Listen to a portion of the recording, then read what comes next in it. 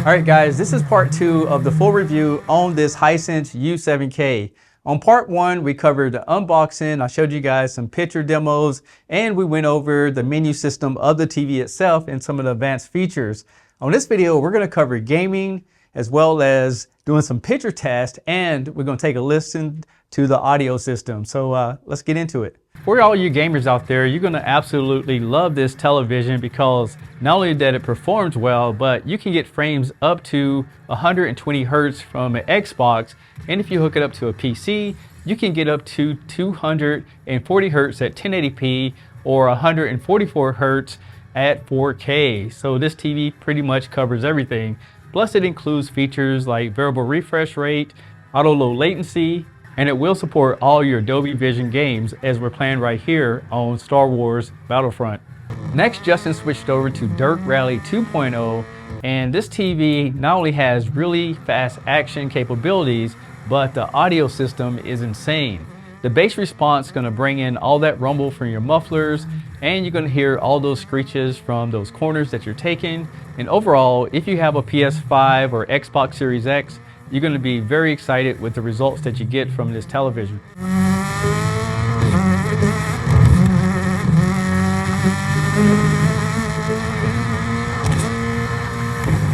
This is the gaming bar they have on this TV. The only thing is that in order to get to your picture profiles, you have to go to the end and hit the menu so you can get this separate pop-up. So I wish you can get access to this a little bit quicker.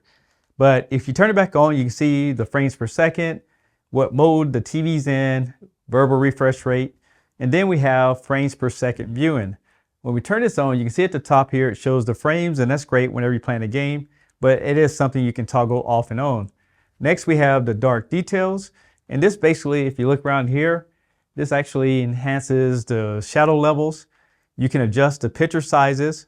There we have normal, zoom, wide, direct, and this TV can do what they call 21:9 aspect ratio. You can see the black bars there, and that's in case you get a certain type of game that handles that. Plus you have a 32:9 aspect ratio. As you can see, everything got smaller, and this is ideal if you're hooking up to a PC and you need to have more custom controls over it. In addition to variable refresh rate, this TV does support your AMD FreeSync.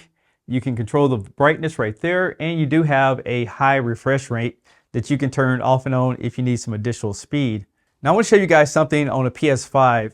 A lot of times you want to initially see 120 Hertz right here where the frames are. For example, right now it's in performance mode, and you can see it's at 59 frames per second. But if I toggle this over to high frame rate mode, you can see it jumps up to 119. So that's the trick that you can do to get the PS5 to go into 120 Hertz, as we see it right there. And temporarily, till you start another game and go to the video outputs, you can see that it's gonna show you up to 120 Hertz, but the minute you select another game that's not 120 Hertz, these settings will change, and this TV is set up with everything you need. And this is what I mean by that. I switched over to the Xbox and it'll show us all the settings. As you can see, this TV is gonna support everything. So if you're a gamer, you have nothing to worry about because this TV will support all your different functionality. So what we have here is a 1080p 60 Hertz input lag tester, and I'm still waiting on them to build a 4K model. I've been in contact, but they still don't have it ready. But with that being said, I did check out the input lag on this television.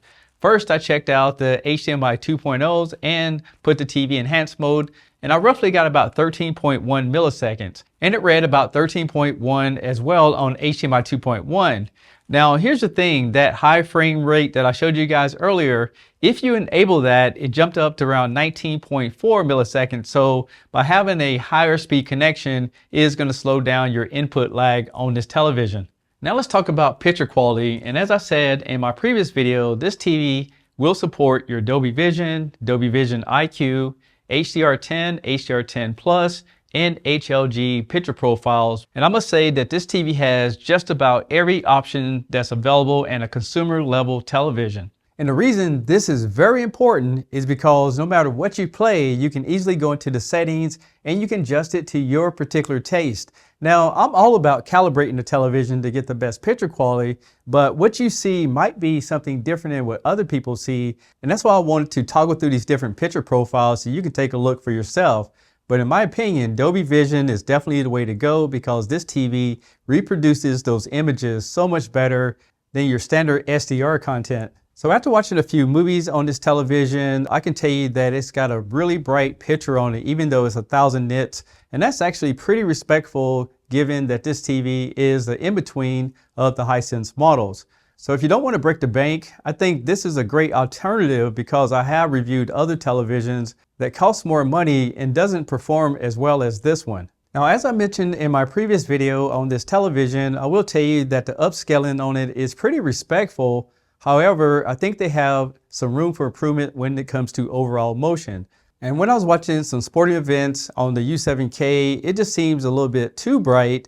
And I also noticed that the reds were a little blown out, but sure, it's pretty good. The next thing we're going to take a look at is skin tones. And I will tell you that the TV is in theater day mode before I calibrated it. This is a very warm picture. So you're not going to get those exaggerated highlights like you get in the sporting mode. So this TV is going to look a lot more natural in that theater mode. In my opinion, if you like that warmer look that's easy on the eyes, this mode works really good for you right out of the box. Plus, it can reproduce all these different types of ethnicities. You'll be very happy with this TV, especially if you're watching a lot of movies or anything that has that warmer look to it. Now, still using my Spears and Muscle test disc, I was wondering about that red level. So I tested out the green and everything looks good. You can see those contrast boxes blinking in. And then I tried out blue and again, I can see those contrast boxes blinking in. And when I switched over to red, I saw less of those contrast boxes. And that explains why some of the content that I was watching has a lot more red in it. And that explains why I had to turn down the red gains when I was calibrating the television to achieve a more balanced picture.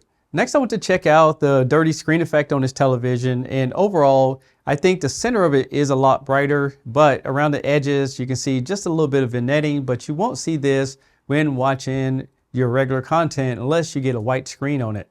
This is a vertical alignment panel, which they call VA, and you're going to get the sweet spot sitting in the center of the television.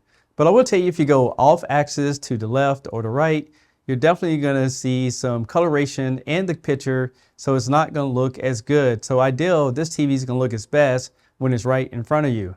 Now, the fact that this TV is very bright and it has an anti-glare coating on it, you will get some glare, but it's going to be a lot less than a TV that doesn't have these features. And just in case you wonder, because this is a 8-bit panel with frame rate control, how does it compare with 10-bit information?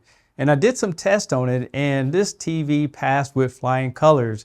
Not only did it look smooth on the 8-bit content, but if you look at the 10-bit content, they're pretty much equal. So Hisense has used that quantum dot technology to take it up to the next level. And when it comes to motion, this TV overall is pretty smooth if you look at that third line. However, I did go into the settings and I did play around with the judder and the custom controls, and I could smooth it out just a little bit, but again, it's not going to be as smooth as some other TVs on the market. The last thing I want to mention about this television is the audio system. On the bottom here, you have two 10-watt speakers, and on the back of it, it has a 20-watt subwoofer. And I will tell you, if you're in the center of this television and you don't want to add a sound bar, it's pretty bassy, especially if you put it in a corner. This TV also has a feature where you can calibrate your room using the microphone and a remote control. And I want to let you guys hear it before we wrap up this video.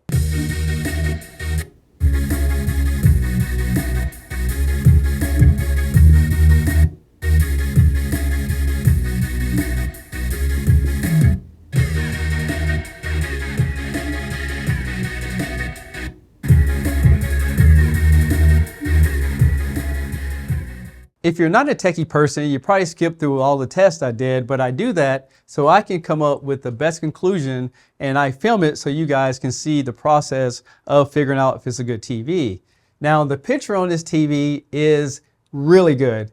We're talking about the price point of this TV. There's not a lot that compare with it as far as the picture quality. And the thing is that there's features that you definitely want to have. You want to have at least 1000 nits of brightness. You also want to have Dolby Digital, Dolby Vision, and those type of support. So whenever you're watching movies, you're not limited to your basic HDR. This TV has all that. Addition to that, this TV has local dimming zones with controls. And if you buy a TV that has, let's say, frame dimming or what they call edge lit, you're going to get a lot of the bleed from the backlights. And this TV does a fairly good job eliminating most of that. Plus, it has the mini LED technology. The audio system. This TV has a great sound system. I've seen a lot of TVs where they're so thin that it sounds like really tinny. This TV can really produce that bass response with that subwoofer, and it has a lot of great surround sound settings instead of just 2 or 3. So if you're looking for a TV and you're looking for a good deal, this might be the one to go for a lot of you guys. I'm Tech Steve. Hope you like this content. If you haven't already, make sure you subscribe to the channel. We're trying to get to 200,000 by the end of 2023. Thanks all for watching. Catch you guys on the next one. Peace.